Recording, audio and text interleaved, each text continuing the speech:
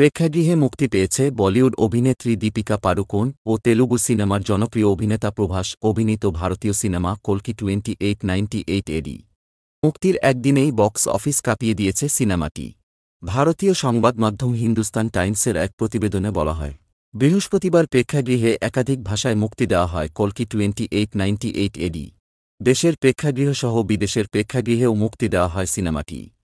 মুক্তির পরেই দেশ-বিদেশের প্রেক্ষাগুলোতে উপচে পড়া ভিড় শুরু হয় দর্শকের। ভারতীয় বক্স অফিস রিপোর্ট বলছে, প্রথম দিনেই দেশে প্রায় ১০০ কোটি এবং বিশ্বজুড়ে প্রায় ২০০ কোটি আয় করেছে দীপিকা ও প্রভাসের এ সিনেমা। এদিকে ভারতীয় সংবাদমাধ্যম টাইমস অফ ইন্ডিয়ার একটি প্রতিবেদন বলছে, প্রথম দিনের আয়ের হিসাবে বিগ বাজেটের বক্স অফিস কাঁপানো সিনেমা বাহুবলী 2, RRR, KGF 2 সিনেমাকেও পেছনে ফেলেছে কল্কি 2898 এডি। প্রায় ২০০ কোটি রুপি ব্যয়ে বিগ বাজেটের নতুন সিনেমা কল্কি 2898 এডিতে দীপিকা পাড়ুকোন ও প্রভাস ছাড়াও অভিনয় করেছেন কমল হাসান, অমিতাভ বচ্চন, দিশা পাটানির মতো তারকারা।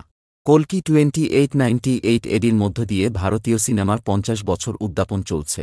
সিনেমা বোদ্ধারা বলেছেন, ২০২৪ সালের প্রতীক্ষিত এ সিনেমার আয় ভাঙতে চলেছে ভারতীয় সিনেমার আয়ের পুরনো সব রেকর্ড।